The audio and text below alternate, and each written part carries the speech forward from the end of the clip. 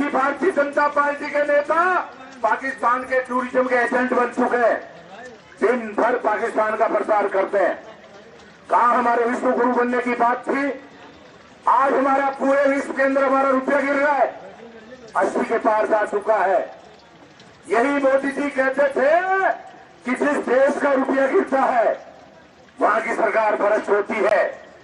अटल जी का भी आपने अखबार में स्टेटमेंट पढ़ा होगा, अटल जी ने भी कहा था जहां की रुपया गिरता है वहां की सरकार कमजोर होती है, सरकार निकम्मी होती है।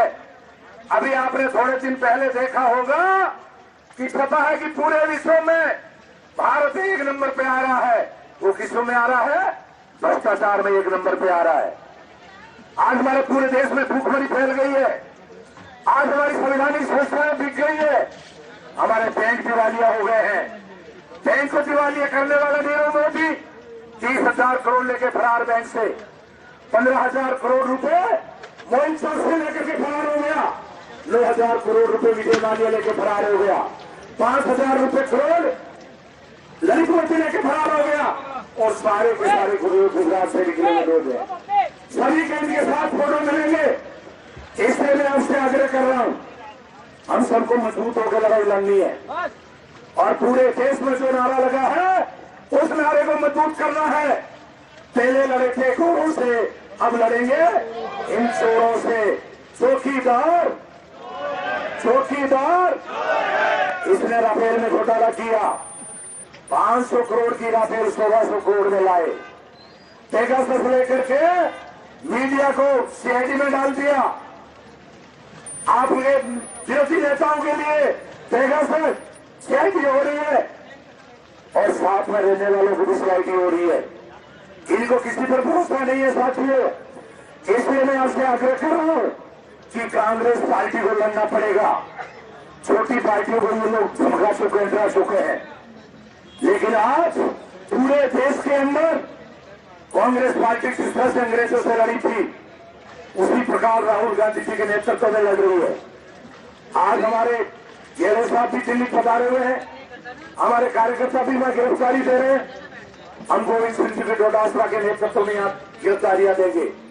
इसलिए लंबी बात में है कि मैं आपसे आग्रह करूंगा कि आप यहां से संकल्प लेके जाएं कि जब तक इस अमित शाह और मोदी दोनों का नेतृत्व नहीं कर देंगे, कांग्रेस का कार्यकर्ता चुप होकर नहीं बैठेगा। पहले 2033 में हम लोग हमारे नेताओं के नेतृत्व में प्रदेश में सरकार बनाएंगे और 2034 में पूरे देश के अंदर इस बीजेपी का सूत्रा साफ करेंगे। आप सब पधारे, बहुत बहुत धन्यवाद। जय हिंद, जय कांग्रेस। आगामी वक्ताओं से मेरी गुजारिश कि आज का हमारा एक कार्यक्रम देश के अंदर बढ़ती हुई बेरोजगारी, देश के अंदर बढ़ती हुई महंगाई, खाद्यान्नों पर लगी हुई जीएसटी, देश में आतंक का माहौल, इस पर ही अपने व्याख्यान को सीमित रखें। आगामी वक्ता के रूप में मैं आमंत्रित करूंगा हमारे राजस्थान सरकार लेबर बोर्ड के वाइस चेयरमैन जगदीश राज श्रीवाड़ी साहब से कि आए और अपना उद्बोधन दें। हमारे बीच राजस्थान क्रीड़ा परिषद के उपाध्यक्ष सतरू जी चौधरी भी उपस्थित है, उनका भी स्वागत है।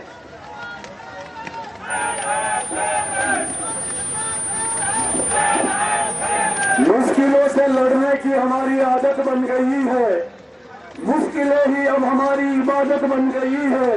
मुश्किलों से हर रोज मुकाबला करते हैं और मुश्किलें ही अब हमारी ताकत बन गई है। आज कांग्रेस पार्टी द्वारा महंगाई के खिलाफ राजस्थान की राजधानी जयपुर में सिविल लाइन्स फाटक पर कांग्रेस जनों के द्वारा प्रदर्शित इस आंदोलन में हमारे प्रदेश के योगी और यशस्वी नेतृत्व प्रदेश अध्यक्ष आदरणीय गोविंद सिंह जी डोटासरा साहब, हमारे प्रताप सिंह जी खासिया साहब, महेंद्र जोशी साहब, हमारे आदरणीय हमारे चंद्रभान जी, मंच पर बैठे हुए तमाम नेतागण और इस आंदोलन में समर्थन देने पर हमारे सभी कांग्रेस जन, मैं आप सबको नमस्कार करता हूँ। आज आप और हम दिल्ली में बैठी हुई मोदी सरकार को ये चुनौती देने के लिए उपस्थित हुए जब वो सत्ता में आए थे उन्होंने वादा किया था कि प्रति वर्ष हम 1 करोड़ लोगों को रोजगार देंगे, महंगाई को घटाएंगे और काला धन लेकर हिंदुस्तान में आएंगे। लेकिन मोदी और अमित शाह ने ये वादा पूरा करने की बजाय इस देश में बेरोजगारों की कतारें लंबी कर दी, महंगाई को इतनी बढ़ा दिया कि आज एक गृहिणी अपना घर चलाने में असमर्थ है। मैं पूछना चाहता हूँ स्मृति ईरानी को, जब यूपीए की सरकार थी देश की धमकी लेकर दिल्ली के सड़कों पर डांस कर रही थी, आज वो मंत्री बनकर कहा बैठी है, उसका जवाब देना चाहिए। मैं पूछना चाहता हूँ मोदी जी को कि मोदी साहब, जब मनमोहन सिंह जी ने 5 पैसा भी पेट्रोल डीजल को बढ़ाते थे तो सड़क पर उतर कर आंदोलन करते थे, आज इतना ज्यादा कीमत हो गई, अपना छुप के बैठे।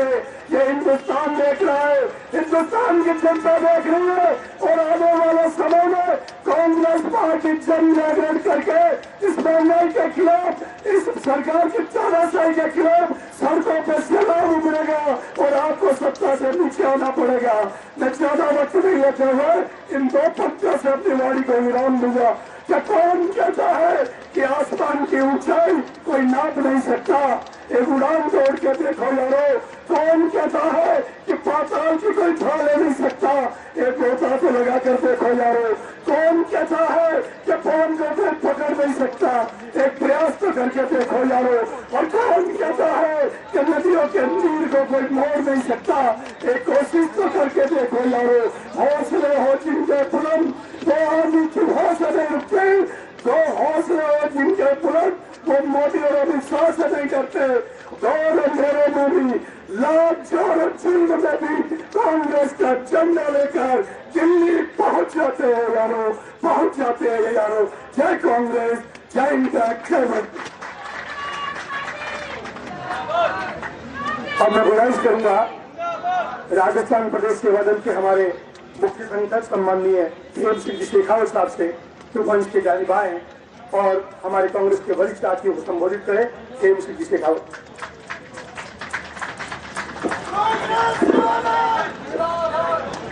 परम सम्मान्य हम सबके नेता, इस कांग्रेस पार्टी की ऊर्जा, युवाओं के प्रेरणा स्रोत, आदरणीय प्रदेश कांग्रेस कमेटी के ऊर्जावान अध्यक्ष बड़े भाई गोविंद सिंह जी डोटासरा साहब,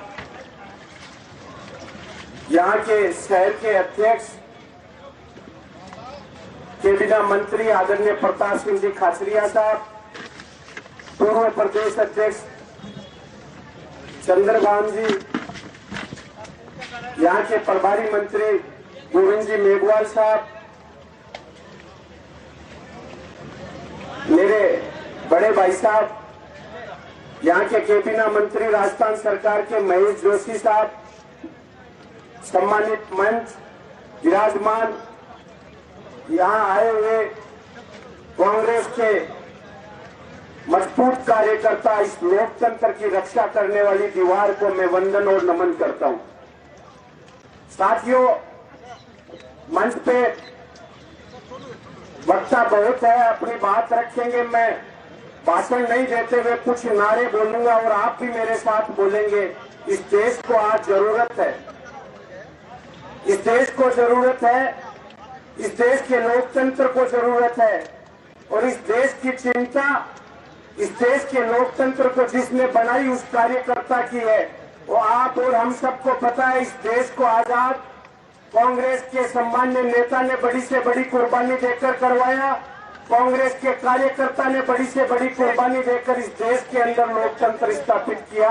इसलिए इस देश के लोकतंत्र की, इस देश की आम आवाम की और इस भारतवर्ष की अगर किसी को चिंता है तो वो कांग्रेस का कार्यकर्ता है। मैं तमाम कांग्रेस के कार्यकर्ताओं से कहना चाहूंगा कि अब समय घर में रहने का नहीं है, अब समय जेल भरने का है। जब जब हमारा शीर्ष नेतृत्व आदरणीय राहुल गांधी जी, आदरणीय सोनिया गांधी जी आह्वान करे, हमारे यहाँ का शीर्ष नेतृत्व आदरणीय अशोक गहलोत जी, आदरणीय गोविंद सिंह जी डोटासरा साहब आह्वान करे, हम बड़ी से बड़ी कुर्बानी देने के लिए तैयार रहेंगे। ये हाथ उठाकर आप विश्वास दें, दोनों हाथ उठाकर हमारे शीर्ष नेतृत्व को विश्वास दें कि हम बड़ी से बड़ी कुर्बानी देने के लिए इस देश की लोकतंत्र की सुरक्षा के लिए तैयार रहेंगे। मैं कुछ नारे बोलूंगा और 4 लाइन इस देश के हालातों के ऊपर कहूंगा।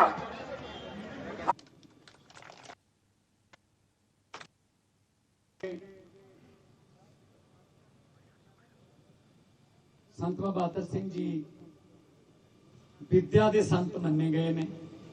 उस जमाने च वो पढ़ाइयां जिहड़ियां असीं अज भी नहीं अफोर्ड करते या पढ़ते, उन्होंने उस जमाने च कीतियां। उन्होंने विद्या का दान वंडिया लोगों नूं कि भाई पढ़ो, बच्चों नूं पढ़ाओ, भविख दे विच विद्या ही काम आऊगी। आने वाले दिनों च, आने वाले समय च वो बंदा बड़ा नहीं होगा जिहदे कोल जमीन ज्यादा है या प्लांट ज्यादा ने या बैंक च पैसे ज्यादा ने। वो बंदा बड़ा होगा जिहदे जवाक पढ़े लिखे ने, जिहड़ा आप पढ़िया लिखिया वो बंदा बड़ा है। प्लांट होणगे तुहाडे कोले, उन्हां ते नजायज कब्जा हो सकता है। बैंक थोड़े पैसे मार के भज सकती है। जमीन तुसी बेच सकते हो। किसे संकट च जमीन बेचनी पै जाती है। होर जड़ियां दुनियावी वस्तां ने सारियां दी कोई ना कोई कीमत पै जाती है। पर पढ़ाई विद्या एक ऐसी जी चीज है, ये चोरी नहीं हो सकती। वो थोड़े दिमाग च रहिंदी है ना, ये चोरी नहीं हो सकती। इनू तुसी किसे नू इहदी कोई राखी करन दी लोड़ नहीं। ते ये जो कमाई दिंदी है उहदी किसे करंसी च कोई कीमत नहीं पैंदी। जिहड़ी विद्या दी पढ़ाई दी जिहड़ी विद्या विचारी तां परोपकारी तां कहंदे। बड़े चिर दी मंग सी इत्थे, मेरा भी दिल सी बहुत कि कदे मौका मिलिया तां इस धरती जिथे संत बाबा बहादुर सिंह जी दे चरण छोह प्राप्त धरती है, उत्थे कोई ना कोई पढ़ाई नाल विद्या नाल संबंधित बड़ा अदारा लैके आवांगे। क्योंकि अपने इलाके च इस गल की बहुत घाट रही है। साडे तां इह है कि 10वीं का स्कूल दूर हुंदा है, 8वीं करा के आम तौर पर जिहड़े घर ने वो अपनी बच्चियां नूं हटा लेंदे स्कूलों, क्योंकि जाण दा कोई साधन नहीं हुंदा। बगानियां नूं हत्थ दे के जां किसी टालियां पिछे लटक के वो जांदियां ने। उहदे नाल बहुत हुशियार कुड़ियां जिहड़ियां वो पढ़नों रह जांदियां ने। हुण असीं ये नहीं होण देना। हुण तुसीं सरकार अपनी बना ली, सरकार तुसीं आपदी बना ली। तुसीं मैनूं मोढा फड़ के रोक सकते हो, तुसीं मैनूं सुझाव दे सकते हो, सलाह दे सकते हो कि काका ऐं करिए आपां। सो हुण असीं किसे वाहन पक्षों साडे पिंड बस नहीं आउंदी तां करके, ते किसे पैसे पक्षों भी साडे कोल फीस भरनों पैसे नहीं। कोई बच्चा पढ़ाई नहीं छड्डण देनी असीं उन्हां नूं पैसे पक्षों जां वाहन।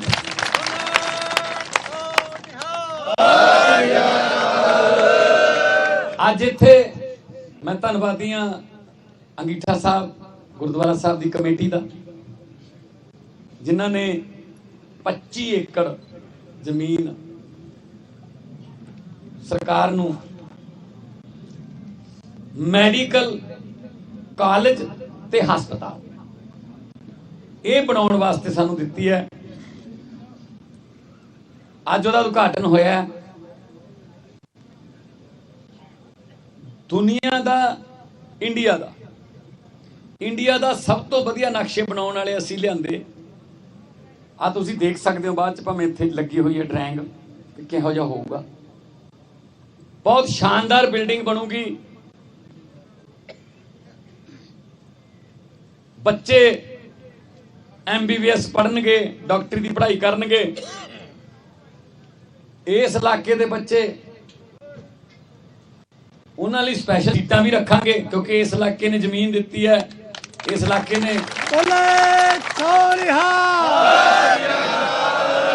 ਇਸ ਇਲਾਕੇ ਦੇ ਬੱਚਿਆਂ ਨੂੰ ਹੱਕ ਹੈ। ਹੋਰ ਵੀ ਬਾਹਰੋਂ ਆਉਣ, ਵੈਲਕਮ।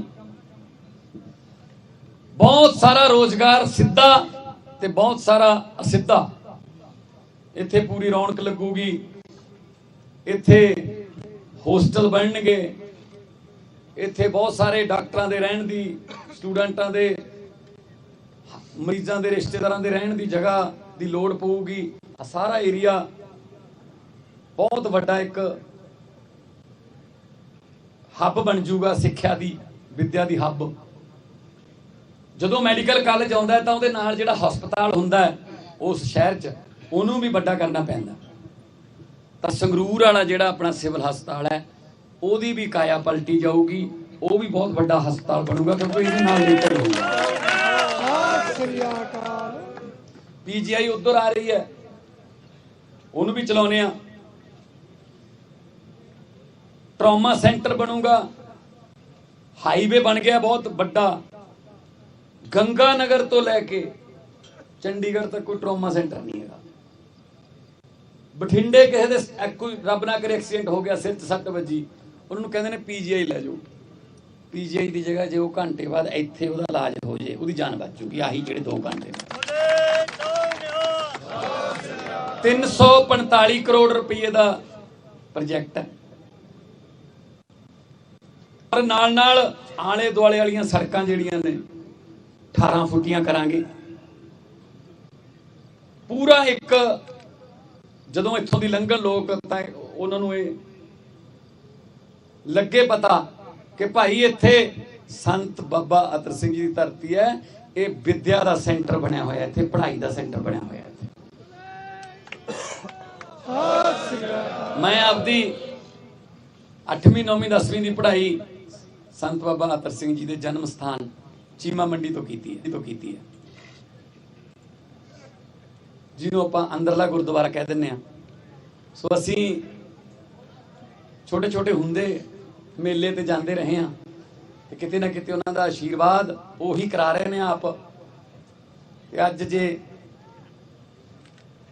ਕੋਈ ਸੱਤਾ ਦਾ ਚਾਬੀ ਜੇ ਤੁਸੀਂ ਦਿੱਤੀ ਹੈ ਤਾਂ ਚਾਬੀ ਤੁਹਾਡੇ ਹੱਥ ਹੈ। 31 ਮਾਰਚ 2023 ਇਹ ਆਮ ਤੌਰ ਤੇ ਨੀਂਹ ਪੱਥਰ ਜਿਹੜੇ ਨੇ ਤੁਸੀਂ ਦੇਖਿਆ ਹੋਣਾ ਪਿੰਡਾਂ ਵਾਲੀਆਂ, ਆਪਾਂ ਤੁਹਾਡੇ ਪਿੰਡਾਂ 'ਚ ਵੀ ਬਹੁਤ ਸਾਰੇ ਨੀਂਹ ਪੱਥਰ ਨੇ ਲੱਗੇ ਪਏ ਹੋਣੇ। ਪੰਜਾਬ ਦੇ 90-95% ਨੀਂਹ ਪੱਥਰ ਜਿਹੜੇ ਨੇ ਅਵਾਰਾ ਪਸ਼ੂਆਂ ਦੇ, ਝੋਟਿਆਂ ਦੇ ਖੁਰਕ ਕਰਨ ਦੇ ਕੰਮ ਆਉਂਦੇ ਆ। ਮੈਂ ਕਹਿੰਦਾ ਜੇ ਨੀਂਹ ਪੱਥਰਾਂ ਦੀਆਂ ਇੱਟਾਂ ਹੀ ਚੱਕ ਲਈ ਤਾਂ ਵੀ ਕਈ ਕਾਲਜ ਬਣ ਜਾਣਗੇ। ਇੱਕ ਪਿੰਡ 'ਚ 5-5 ਨੀਂਹ ਪੱਥਰ ਨੇ, ਪਰ ਸਾਡੇ ਵਾਲਾ ਨੀਂਹ ਪੱਥਰ ਉਦਾਂ ਦਾ ਨਹੀਂ ਹੈਗਾ। ਸਾਡੇ ਵਾਲਾ ਨੀਂਹ ਪੱਥਰ ਦਾ ਮਤਲਬ ਹੈ 31 ਮਾਰਚ 2023 ਤੱਕ ਕਾਲਜ ਤੇ ਹਸਪਤਾਲ ਬਣ ਕੇ ਤਿਆਰ। 1 ਅਪ੍ਰੈਲ ਤੋਂ 75 ਸੀਟਾਂ ਨਾਲ ਇਹ ਕਾਲਜ ਚਾਲੂ ਹੋਊਗਾ। ਤੁਸੀਂ ਰੋਜ਼ ਇੱਥੋਂ ਲੰਘੋਗੇ, ਜਦੋਂ ਅਗਲੇ ਦਿਨ ਲੰਘੋਗੇ ਤੁਹਾਨੂੰ ਕੱਲ ਵਾਲਾ ਨਕਸ਼ਾ ਹੋਰ ਵੱਡਾ ਹੁੰਦਾ ਮਿਲੂਗਾ। ਤੁਸੀਂ ਕਹੋਗੇ ਯਾਰ ਆਹ ਤਾਂ ਕਮਾਲ ਦਾ ਕੰਮ ਚੱਲ ਰਿਹਾ। ਸੋ ਉਹ ਕੰਮ ਨਹੀਂ ਕਰਨਾ ਕਿ ਨੀਂਹ ਪੱਥਰ ਰੱਖ ਕੇ ਮੁੜ ਕੇ ਆਏ ਨਹੀਂ, ਨੀਂਹ ਪੱਥਰ ਗਲ ਗਏ ਜਾਂ ਭਰਤਾਂ ਭੁਰਤਾਂ ਪੈ ਗਈਆਂ, ਮੈਂ ਦਬ ਗਿਆ। ਮਤਲਬ ਮੈਂ ਕਿਹਾ ਵੀ ਇਹਨੂੰ ਤਾਂ ਇਹ ਕਹਿ ਸਕਦੇ ਕਿ ਨੀਂਹ ਪੱਥਰ ਨੇ ਖੁਦਕੁਸ਼ੀ ਕਰ ਲਈ, ਵੀ ਮੈਥੋਂ ਨਹੀਂ ਹੋਰ ਚੱਲੀ ਜਾਂਦੀ ਬਦਨਾਮੀ, ਮੈਂ ਤਾਂ ਥੱਲੇ ਚੱਲਿਆ। ਸੋ ਉਹਨਾਂ ਨੇ ਜੋ ਆਪਣੇ ਨਾਲ ਮਜ਼ਾਕ ਕੀਤੇ ਨਾ, ਇਹ ਫਿਰ ਲੋਕਾਂ ਨੇ ਵੀ ਕੋਈ ਘਾਟ ਨਹੀਂ ਛੱਡੀ। ਬਿਠਾਤੇ ਸਾਰੇ ਘਰੇ, ਸਭ ਬੈਠੇ ਨੇ ਘਰੇ, ਕੋਈ ਮੁੱਦਾ ਨਹੀਂ ਲੱਭਦਾ, ਵਿਰੁੱਧ ਬੋਲਣ ਦਾ ਕੋਈ ਚਾਂਸ ਨਹੀਂ ਲੱਭਦਾ, ਉਹੀ ਕਹੀ ਜਾਂਦੇ ਨੇ ਕੁਛ ਨਾ ਕੁਛ। ਉਹਨਾਂ ਦੇ ਪਿੱਛੇ ਨਾ ਲੱਗਿਓ।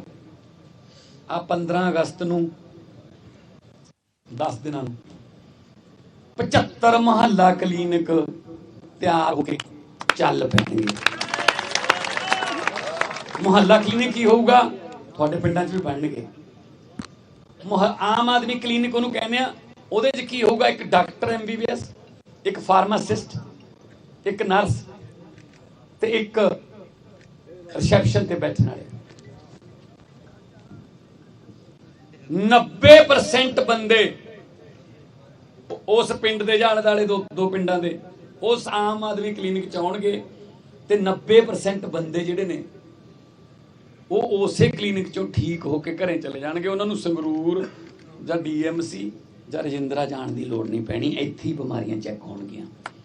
100 ਕਿਸਮ ਦਾ ਬਲੱਡ ਦਾ ਟੈਸਟ ਹੋਊਗਾ, ਉਹ ਚ ਤੁਹਾਡਾ ਬਲੱਡ ਲੈ ਲਿਆ ਜਾਊਗਾ, ਅਗਲੇ ਦਿਨ ਲੈਬੋਰਟਰੀ ਦੇ ਵਿੱਚੋਂ ਤੁਹਾਡੀ ਟੈਸਟ ਆ ਜਾਊਗੀ, ਟੈਸਟ ਦੀ ਰਿਪੋਰਟ ਆ ਜਾਊਗੀ, ਉਹ ਰਿਪੋਰਟ ਤੁਹਾਡੇ ਫੋਨ ਤੇ ਵੀ ਆ ਜਾਊਗੀ, ਤੁਹਾਨੂੰ ਬੁਲਾ ਲਿਆ ਜਾਊਗਾ।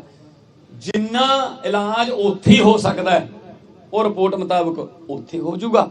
ਜੇ ਇੱਕ ਅੱਧਾ ਕੋਈ ਥੋੜਾ ਬਹੁਤ ਵੱਧ ਬਿਮਾਰੀ ਹੋਈ ਤਾਂ ਫਿਰ ਤੁਹਾਨੂੰ ਕਹਿ ਦਾਂਗੇ ਭਾਈ ਸੰਗਰੂਰ ਜਾਇਆ ਜਾਂ ਫਿਰ ਆਹ ਕਾਲਜ ਦੇ ਵਿੱਚ ਜਿਹੜਾ ਹਸਪਤਾਲ ਹੈ ਉੱਥੇ ਦਿਖਾਇਆ।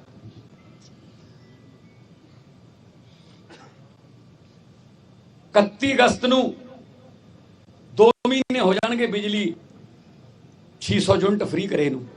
1 ਜੁਲਾਈ ਨੂੰ ਕੀਤੀ ਸੀ, 2 ਮਹੀਨਿਆਂ ਬਾਅਦ ਬਿੱਲ ਆਉਂਦਾ ਆਪਣਾ, ਜੁਲਾਈ ਤੇ ਅਗਸਤ।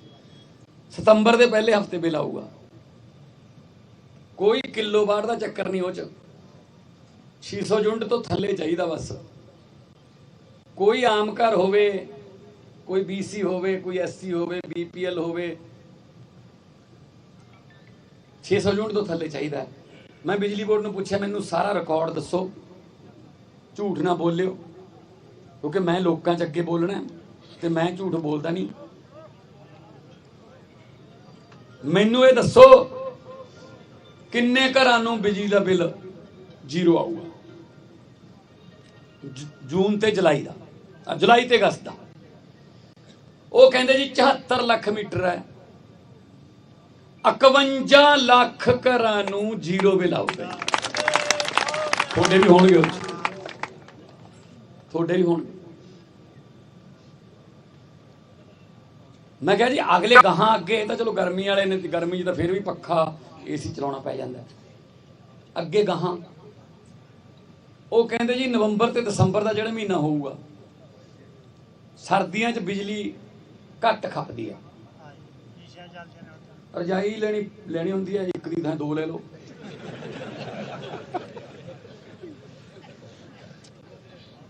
ਤੇ ਨਾ ਗਰਮ ਪਾਣੀ ਨਾਲ ਕੋਈ ਚੱਕਰ ਹੁੰਦਾ, ਭਾਵੇਂ ਪਤੀਲੇ ਤੇ ਕਰ ਲਓ, ਅੱਜ ਕੱਲ ਤਾਂ ਦੂਜੇ ਵੀ ਆ ਗਏ। ਸੋ ਖਪਤ ਘਟ ਜਾਂਦੀ ਹੈ ਜੀ ਸਰਦੀਆਂ 'ਚ। ਤੇ ਸਰਦੀਆਂ 'ਚ ਜਨਵਰੀ ਦੇ ਪਹਿਲੇ ਹਫ਼ਤੇ ਜਿਹੜਾ ਬਿੱਲ ਆਊਗਾ ਨਵੇਂ ਸਾਲ ਦਾ, ਪ੍ਰਮਾਤਮਾ ਸੱਚੀਆਂ ਨੀਤਾਂ ਦਾ ਸਾਥ ਦਿੰਦਾ। ਦੇਖੋ ਤੁਸੀਂ ਸੱਚੀ ਨੀਤ ਨਾਲ ਵੋਟਾਂ ਪਾਈਆਂ, ਸੱਚੀ ਨੀਤ ਦੇ ਪਹਿਲੇ ਹਫ਼ਤੇ ਜਿਹੜਾ ਬਿੱਲ ਆਊਗਾ ਨਵੇਂ ਸਾਲ ਦਾ, ਕਿ ਇੰਡੀਆ ਦੇ ਵਿੱਚ ਪਹਿਲੀ ਵਾਰ ਹੋਊਗਾ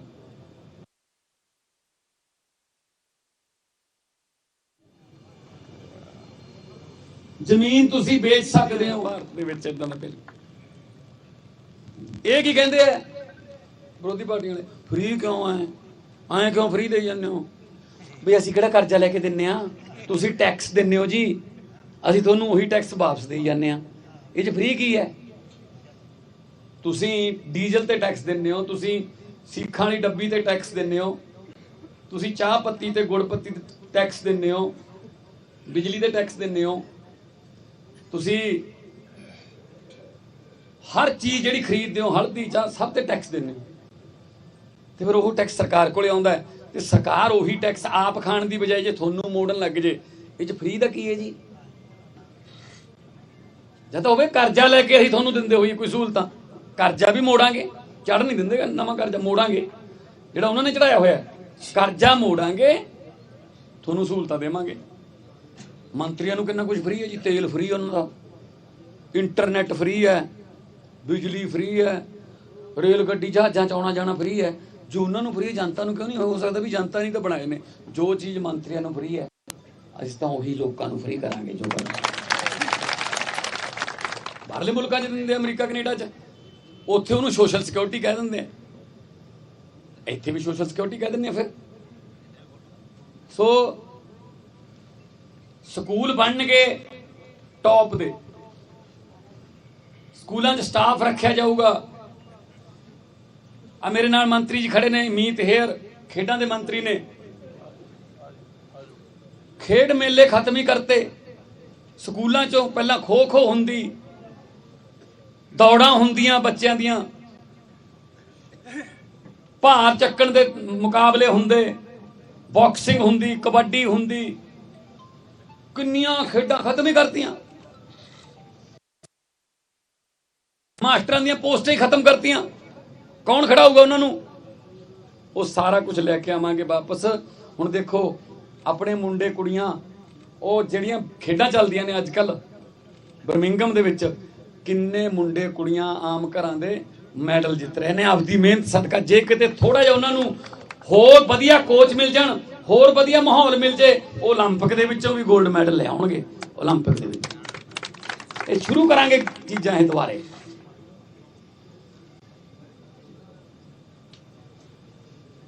ਇੱਕ ਹੋਰ ਤੁਹਾਨੂੰ ਖੁਸ਼ਖਬਰੀ ਦੇਣ ਲੱਗੇ, ਬੁਢਾਪਾ ਪੈਨਸ਼ਨ ਨਵੀਆਂ ਵੀ ਲਾਵਾਂਗੇ, ਜਿਹੜੀਆਂ ਕੋਈ ਗਲਤ ਲੱਗੀਆਂ ਨੇ ਕੱਟਾਂਗੇ ਵੀ। ਪਰ ਬੁਢਾਪਾ ਪੈਨਸ਼ਨ ਇੱਕ ਪ੍ਰਾਈਵੇਟ ਕੰਪਨੀ ਨਾਲ ਸਾਡੀ ਗੱਲ ਹੋਈ ਹੈ। ਬੁਢਾਪਾ ਪੈਨਸ਼ਨ ਜਿਹਨੂੰ ਮਿਲਦੀ ਹੈ ਉਹਨੂੰ ਹੁਣ ਸ਼ਹਿਰ ਜਾ ਕੇ ਬੈਂਕ ਦੀ ਲਾਈਨ 'ਚ ਲੱਗ ਕੇ ਬਜ਼ੁਰਗਾਂ ਨੂੰ ਖੱਜਲ ਖੁਆਰ ਹੋਣ ਦੀ ਲੋੜ ਨਹੀਂ ਪੈਣੀ। ਬੁਢਾਪਾ ਪੈਨਸ਼ਨ 1, 2, 3 ਤਰੀਕ ਨੂੰ ਮਹੀਨੇ ਦੀ ਪਹਿਲੇ 3-4 ਦਿਨਾਂ 'ਚ ਤੁਹਾਡੇ ਘਰੇ ਆ ਕੇ ਕੁੰਡਾ ਖੜਕਾ ਕੇ ਲੈ ਕੇ ਜਾਇਆ ਕਰਨਗੇ। ਜਿਹੜਾ ਉਹ ਬਿਜਲੀ ਦਾ ਹੁੰਦਾ ਮੀਟਰ ਅੰਗੂਠਾ ਲਾਉਣ ਵਾਲਾ, ਉਹਦੇ ਨਾਲ ਅੰਗੂਠਾ ਲਵਾਂਗੇ, ਪੈਸੇ ਤੁਹਾਨੂੰ ਘਰੇ ਮਿਲਣਗੇ ਜੀ। ਖੱਜਲ ਖੁਆਰੀਆਂ ਬਚਣਗੀਆਂ, ਸਮਾਜਿਕ ਜਿਹੜਾ ਮਸਲਾ ਉਹ ਹੱਲ ਹੋਊਗਾ। ਮੈਂ ਸਾਰੇ ਘਰਾਂ 'ਚ ਨਹੀਂ ਕਹਿੰਦਾ, ਪੰਜੇ ਉਂਗਲਾਂ ਇੱਕੋ ਜਿਹੀ ਨਹੀਂ ਹੁੰਦੀਆਂ। ਕਈ ਘਰਾਂ ਦੀਆਂ ਸ਼ਿਕਾਇਤਾਂ ਇਹ ਨੇ ਕਿ ਮੁੰਡਾ ਬੇਬੇ ਬਾਪੂ ਤੋਂ ਅੰਗੂਠਾ ਲਵਾ ਲੈਂਦਾ, ਪਿਲਛਣ ਕਢਾ ਲੈਂਦਾ, ਪਰ ਦਿੰਦਾ ਨਹੀਂ ਉਹਨਾਂ ਨੂੰ। ਇਹਦੇ ਨਾਲ ਕੀ ਹੋਊਗਾ? ਕੁੰਡਾ ਖੜਕਾ ਕੇ ਤੁਹਾਡੇ ਘਰੇ ਆਉਣਗੇ, ਬੇਬੇ ਬਾਪੂ ਭਾਵੇਂ ਮੰਜੇ ਤੇ ਪਏ ਨੇ, ਉਹਨਾਂ ਦਾ ਅੰਗੂਠਾ ਲਵਾ ਕੇ ਇੱਕ ਵਾਰੀ ਪੈਨਸ਼ਨ ਉਹਨਾਂ ਦੇ ਹੱਥ 'ਚ ਦੇ ਦਾਂਗੇ। ਉਹ ਭਾਵੇਂ ਅਗਲੇ ਹੱਥ ਨਾਲ ਆਪਦੇ ਮੁੰਡੇ ਨੂੰ ਦੇ ਦੇ, ਆਪਦੀ ਨੂੰਹ ਨੂੰ ਦੇ ਦੇ, ਆਪਦੇ ਪੁੱਤ ਨੂੰ ਦੇ ਦੇ, ਸਾਨੂੰ ਕੋਈ ਨਹੀਂ ਦੇਣਾ। ਕੇਰਾ ਉਹਨਾਂ ਕੋਲੇ ਪਹੁੰਚੂਗੀ। ਆਟਾ ਦਾਲ ਸਕੀਮ ਉਹ ਵੀ ਸ਼ੁਰੂ ਹੋਊ। ਆਟਾ ਲੈਣਾ, ਆਟਾ ਲੈ ਲਿਓ 1 ਕਿਲੋ। ਮੈਂ 1 ਕਿਲੋ ਦੀ ਐਗਜ਼ਾਮਪਲ ਦੇਣਾ, ਉਦਾਹਰਨ। ਜੇ ਕਣਕ ਲੈਣੀ ਹੈ, ਕਣਕ ਵੀ ਕਿਲੋ ਮਿਲੂ। ਪਿਸਾਈ ਦਾ ਕੋਈ ਪੈਸਾ ਨਹੀਂ, ਪਿਸਾਈ ਦਾ ਵੀ। ਜੇ ਤੁਸੀਂ ਕਣਕ ਨਹੀਂ ਲੈਣੀ, ਆਟਾ ਲੈਣਾ, ਪਿਸਾਈ ਦਾ ਵੀ ਅਸੀਂ ਦੇਵਾਂਗੇ। ਕਾਰ ਆਊਗੀ ਇੱਕ, ਉਹ 'ਚ ਆਟਾ ਦਾਲ ਦੀ ਪੈਕਿੰਗ ਹੋਊਗੀ, ਉਹਤੇ ਲਿਖਿਆ ਹੋਊ ਗਰੀਬਾਂ ਨੂੰ ਮੁਫਤ ਰਾਸ਼ਨ ਵੰਡਣ ਵਾਲੀ ਕਾਰ। ਤੇ ਫਿਰ ਜਿਹੜੇ ਵੱਡੇ ਘਰ ਨੇ, ਕਿਸੇ ਨਾਟਕਾਂ ਵਾਲੇ ਨੇ ਕਾਰਡ ਬਣਾ ਰੱਖਿਆ, ਜਦੋਂ ਉਹਦੇ ਘਰ ਮੂਹਰੇ ਗੱਡੀ ਖੜੀ ਜਿੱਤੇ ਲਿਖਿਆ ਹੋਇਆ ਗਰੀਬਾਂ ਨੂੰ ਰਾਸ਼ਨ ਵੰਡਣ ਵਾਲੀ ਕਾਰ, ਜਦੋਂ ਬੈਲ ਮਾਰੀ ਵੀ ਭਾਈ ਗਰੀਬਾਂ ਵਾਲੀ ਬੋਰੀ ਆ ਗਈ, ਲਹਾ ਲਓ, ਉਹਨੇ ਕੁੰਡਾ ਹੀ ਨਹੀਂ ਖੋਲਣਾ, ਕਹਿੰਦਾ ਮੈਂ ਰਹੀ। ਸਹੀ ਹੈ ਨਾ?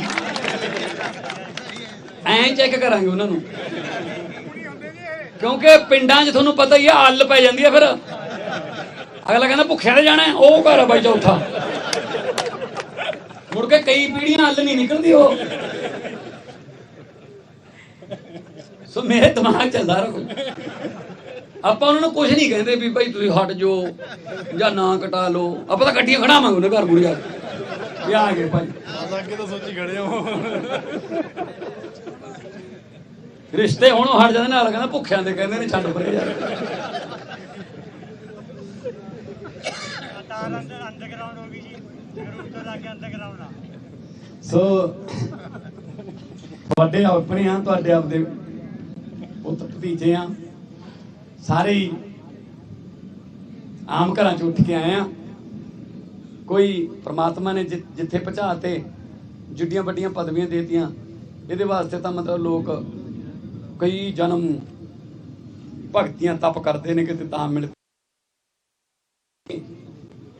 ਇੰਨਾ ਮਾਨ ਸਨਮਾਨ ਦੇਤਾ, ਇਹ ਤੋਂ ਵੱਡਾ ਕੋਈ ਪੁੰਨ ਨਹੀਂ।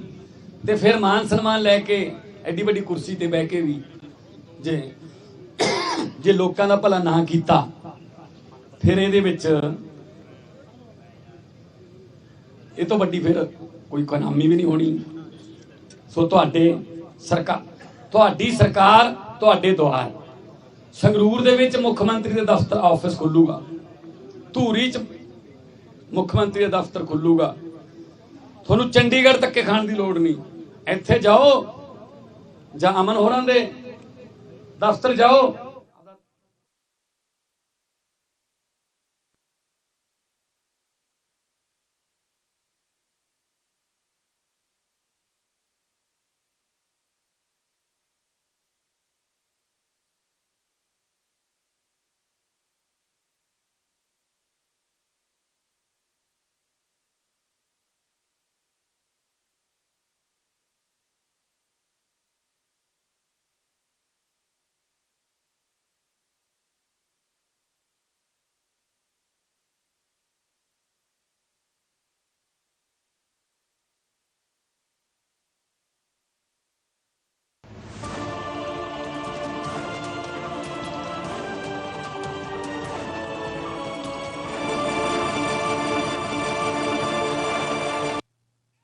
नमस्कार, आप देख रहे हैं वीआईपी न्यूज और मैं हूं आपके साथ शिवांगी जैन। चलिए सीधा रुख करते हैं चंडीगढ़ की ओर, जहां पर कांग्रेस का विरोध प्रदर्शन जारी है।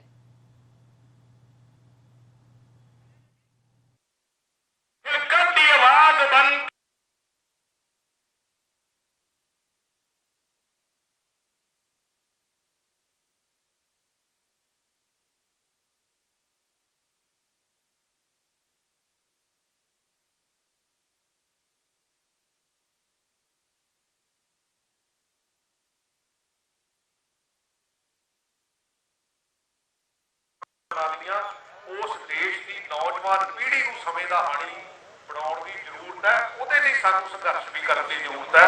सो मैं ਤੁਹਾਡਾ ਸਾਰਿਆਂ ਦਾ इस मौके ਤੇ ਜਿੱਥੇ ਧੰਨਵਾਦ करना और आस करना कि ਜਦੋਂ भी कांग्रेस ਵੱਲੋਂ ਤੁਹਾਨੂੰ ਸੱਦਾ ਆਵੇ और आम लोगों ਨੂੰ खड़ा करिए, क्योंकि कल्ली कांग्रेस वालियां की रसोई नहीं है, ये सारे पंजाब की सारे हिंदुस्तान की रसोई आ ਜਿਹਦੇ ਵਿੱਚ ਇਹ ਸਮੱਸਿਆ ਅੱਜ ਖੜੀ ਹੋਈ ਆ।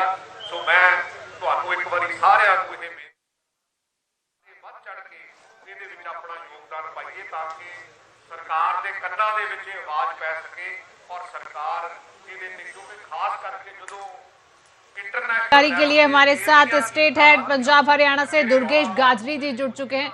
तो दुर्गेश जी, कांग्रेस का ये लगातार विरोध प्रदर्शन जारी है पंजाब में। बिल्कुल, पंजाब में कांग्रेस पार्टी जिला स्तर पर और तहसील स्तर पर धरने लगा रही है। महंगाई के खिलाफ पंजाब जो कांग्रेस है अकेले पंजाब में नहीं पूरे देश में आज महंगाई के खिलाफ धरना प्रदर्शन कर रही है कांग्रेस पार्टी। कांग्रेस पार्टी का कहना है कि जब से भारतीय जनता पार्टी की सरकार बनी है तो देश में महंगाई इतनी बढ़ गई है कि आम आदमी का जो जीना है वो मुहाल हो गया है। कभी भारतीय जनता पार्टी सिलेंडर के लिए प्रदर्शन करती थी, सिलेंडर सर पर उठाकर अर्धनग्न होकर प्रदर्शन किया करते थे, पर आज महंगाई की हालात ये है कि पेट्रोल 100 रुपए से बढ़ चुका है, डीजल भी लगभग उसके बराबर आ चुका है, जो कांग्रेस पार्टी का कहना है। रसोई का जो गैस सिलेंडर है उसको खरीदना गरीब आदमी के लिए मुश्किल हो गया है। तो इतनी महंगाई हो रखी है, भारतीय जनता पार्टी इस ओर नहीं देख रही है और कांग्रेस पार्टी पूरे पंजाब में आज प्रदर्शन करने लगी है। तो अभी कांग्रेस कार्यकर्ताओं के बीच वहां पर किस प्रकार का माहौल बना हुआ है, जिस प्रकार से वो बैठकर धरना प्रदर्शन कर रहे हैं महंगाई के खिलाफ?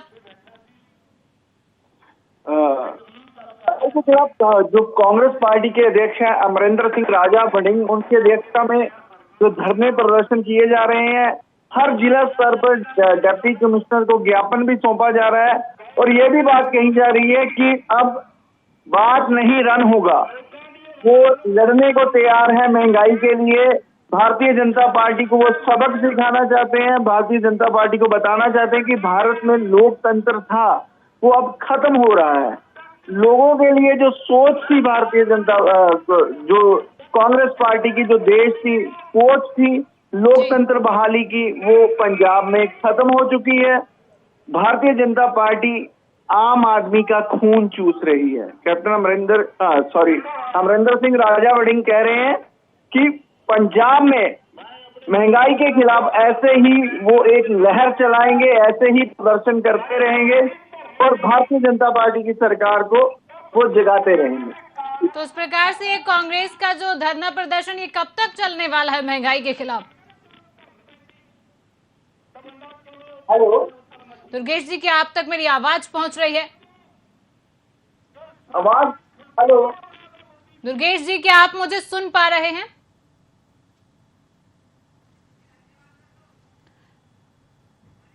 चलिए, तकनीकी समस्या के कारण हमारी आवाज उन तक नहीं पहुंच पा रही। तो दुर्गेश जी, तमाम जानकारी के लिए बहुत बहुत शुक्रिया।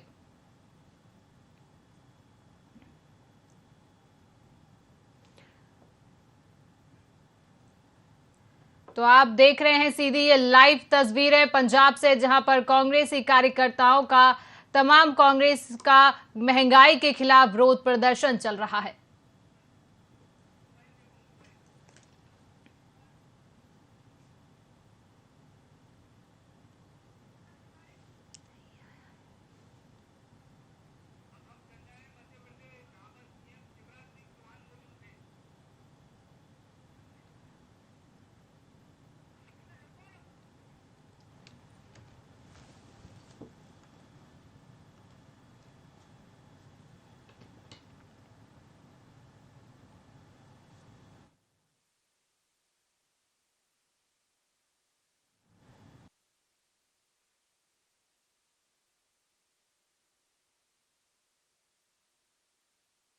चलिए सीधा रुख करते हैं मध्य प्रदेश की ओर, जहां पर सीएम शिवराज सिंह चौहान मौजूद हैं। तैयारियां की है, क्या क्या करना है, तिरंगे की उपलब्धता और बाकी